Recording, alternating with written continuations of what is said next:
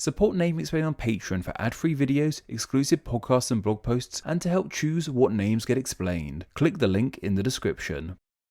I recently bought myself a pair of dungarees, and I celebrated this fact by showing a photo of me in said dungarees on Instagram. While a lot of people seem to be happy about this, some others were leaving fairly interesting comments I had not quite expected, but I really ought to have. People were confused about what I was calling this piece of clothing. They were not familiar with this term dungaree. They were, however, much more familiar with the term of overalls. This is because this piece of clothing has a different name in American English than it does in British English. Like I said, I really should have seen these comments coming. What with being someone who has dedicated most of their life to the names of things, this got me thinking about all the other pieces of clothing that have different names in British English and American English. Suffice to say, there are quite a few of them. I think this means that it's finally time for the second installment in my British Names versus American Names series of videos. I guess it's officially a series now, rather than just one video. Last time we did this, we looked into how different vegetables got their names in the two variations of English. Today, however, we're delving into the world of fashion and understanding how the names for clothes became different in the two nations. In the first vegetable video, I gave the whole spiel about why exactly we have different names for things, so I won't be doing that whole thing again. But in the briefest of explanations, it's most likely because of the effect outside languages have had on these versions of English. British English was shaped by the likes of French thanks to the Norman invasion, and Norse thanks to Vikings in the north. Many years after this, however, in the New World, English would intermix with the likes of Dutch, Italian, Spanish and German to create the American English variation we all know today. What's of most interest, however, is that a lot of the names used for clothes are present in both British and American English. However, those names are applied to different pieces of clothing. I'm sure you already have some idea of these in your mind, but if not, then they'll become more clear to you as this video progresses. The different names that apply to pieces of clothing start right at the very beginning of your life, as one of the first pieces of clothing that a lot of people wear has a different name on either side of the Atlantic. In British English, we call these nappies. However, in American English, they're called diapers. While many now think of these as disposable, traditionally they were multi-use and made of cloth, making them more like clothes. In fact, that British name of nappy very much relates to the idea of them being made of cloth. Nappy is thought to be a colloquial form of the word napkin, as in the piece of cloth used at dinner tables to protect yourself from food. Clearly, the cloth used for napkins and the cloth used for nappies became one and the same, so this name was applied to them. Napkin itself is thought to come from the Old French nappe, meaning things like tablecloth, but more broadly being used for towels too. Diaper actually comes from similar roots, coming from the Old French diaspere, meaning ornamental patterned cloth. Over time, however, this cloth became patterned with something else entirely. Diaper was actually used in Britain's past, hence how it ended up in America, though over the years we adopted nappy while diapers stuck around stateside. As you grew older, you traditionally stopped wearing nappies and instead wear something else entirely. In the UK, these are known as pants, while in the US they're known as underwear. Pants comes from pretty unexpected origins. The word starts with St. Pantaleon, a Christian martyr who was popular in Venice. Thanks to him, the character archetype of Pantalone was created for Middle Ages theatre. The Pantalone character was seen as a silly old man and something of a stereotype of Venetian people at the time, hence why the character was named after Venice's beloved saint. This character was also known for wearing strange long bottoms instead of the traditional breeches of the time. These became known as pantaloons in English, and as pantaloons got shorter, so did their name, becoming pants, at least in British English anyway. In American English, what we call pants, you guys call underwear. Underwear is not the most complex name to understand, is it? They're called this simply because you wear underwear under everything else you wear. Traditionally, pants and underwear are the names of the types of garments only worn by men underneath the rest of their clothes.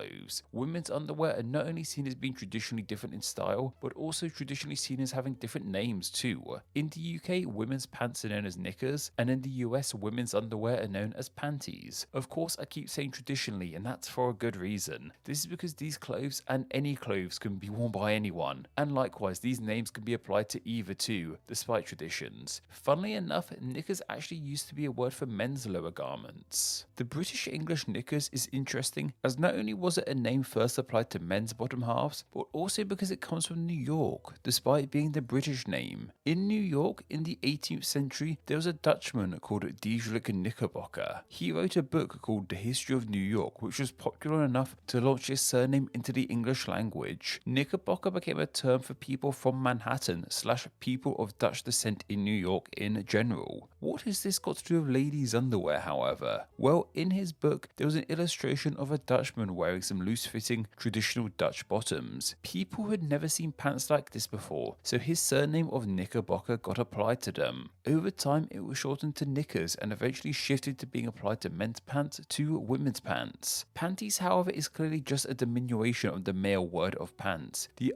ie suffix is commonly seen as making something sound more feminine. It's interesting that Americans don't use pants and panties together. That would be fitting. Americans do use the word pants, however, except it's used as the name of the clothing that you put over your underwear. Here in British English, what Americans call pants, we call trousers. Of course, the American term of pants derives from the aforementioned pantaloon story, so we didn't exactly need to cover that one again. Trousers, however, entered the English language from Irish origins. It's believed to come from the Middle Irish tribúras, meaning a pair of shorts. Where it comes from beyond that remains a mystery, however. While trousers is known of in the USA, it's surprising to see it become more popular over the years, as it's an Irish word and a huge amount of Irish people migrated to the New World. If you happen to live in a very Irish part of the USA, then let me know how popular the term trousers is. I'm curious to know. Another kind of leg covering are the ones traditionally worn under skirts and dresses. In the UK, these are known as tights, while in the US they're known as pantyhose. Tight is pretty easy to figure out too. They're called this as they are tight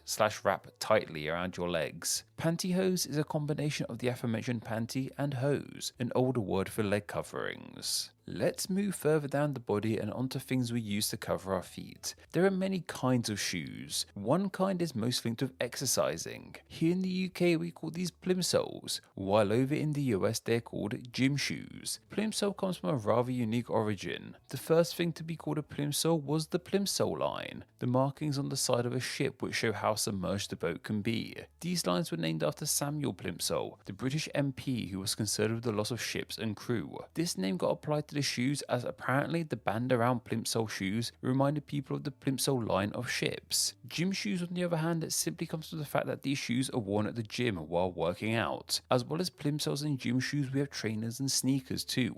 Trainers being the British term and sneakers being the US term. These sorts of shoes are similar to plimsolls and gym shoes. They may be worn just for fashion reasons too, as opposed to solely for exercising in. The British trainer obviously comes from the fact that you train for sports in them. Sneaker comes from the verb of sneak, meaning to move quietly. This is because traditionally, sneakers were made to make little noise when moving around in them. These names and the types of shoes they apply to can be somewhat intermixed. What one person may call a plimsoll, another may call a trainer, and likewise stateside too. One last type of shoe I want to cover are the long kind we often wear in mud. Here in the UK they're known as Wellington boots. This comes from the first Duke of Wellington, who popularised them. Since then they've become known as wellies colloquially too. Americans simply call them rubber boots, as more often than not, they're made from rubber. That's enough time spent for now looking into the lower half of the human body. Instead, why don't we focus on something we wear across the top half that are often made from wool and designed to help keep us warm. In British English, they're known as jumpers, while in American English, they're called sweaters. It seems that the British jumper has little to do with actual jumping. It may arrive from the French jupe, the French word for skirt. This is thought to come from the Arabic juba, meaning a loose-fitting garment. So you can see how this word got applied to skirts and jumpers. Sweater comes from the literal root you probably think it does. These garments are warm, so you may end up sweating in them. What I had no clue about, however, is that jumper is used in American English too, as the name of a sleeveless dress. A dress like this, coming from that aforementioned Arabic root, makes all the sense in the world. Dresses like this are known as pinafore dresses in British English. This name comes from pin and afore, meaning on the front, as they're traditionally pinned to the front of a top worn underneath. Something else worn on the top half of the body are these things that are meant to keep your bottom halves up. In British English, they're called braces, and they're called suspenders in American English. Brace is a word that has been linked with keeping things held together since the 15th century. Seemingly, it dates back to a piece of armor used for knights. It is not of the clearest origins, unfortunately. Suspenders simply come from the fact that these keep your trousers suspended in the air. We do have suspenders in British English. Instead of suspending trousers, however, they are made to suspend tights and stockings so they don't fall down the leg. These are called suspenders for the same reason Americans call braces suspenders. In American English, these kinds of suspenders are called garter belts. Garter comes from Old French meaning bend of the knee, so these are called garter belts as they are belts that wrap around the bend of the knee. This fancy piece of clothing we call a waistcoat here in English. This is a simple to understand name as it's like any other kind of coat, except it covers just your waist. American English doesn't use this logical name, however. Instead, they call them vests. Vests seem to be a pretty ancient word, coming from the Latin word for clothing as a whole, vestus. We do have vests in British English too, but we use it for a much more simple piece of clothing, usually worn underneath some other kind of top. In American English, these are called undershirts, which fits neatly with their term of underpants too. I guess we should wrap this whole thing up with the name that started me down this rabbit hole. Dungarees, as we call them in British English, or overalls as they're known as in American English. Dungarees seem to actually be named after the fabric used to create them initially, this being a coarse calico material originating in India. In Hindi, this fabric was called dongli, and clearly when British English heard this term, it got corrupted into dungaree as we have to this day. Overall doesn't have quite as exotic origins, however, as this name explains the fact that they go all over your legs and body. We use the word overall here in British English for something that covers your entire body, arms included. I believe stateside they use the apt name of coveralls for these. That's more than enough for now, however. It's remarkable what variety of names for simple clothes are present in these two variations of the same language. Some of these names come from rather unexpected origins like knickers and plimsolls, while others are pretty literal like tights and underwear. Anyway, that's vegetables and clothes ticked off the list. What subject area would you like to see covered next time on British versus American names? Well, whenever I get around to making the next video anyway. Thank you to all my patrons who support Name Explain on a monthly basis. Patreon is vital to Name Explain, and donating just $2 a month allows you to enjoy ad-free videos and bonus Patreon exclusive content. It also allows you to help choose what names get explained in upcoming videos, and gets your name here with all these awesome people. Thank you so much for all the support you guys give Name Explain.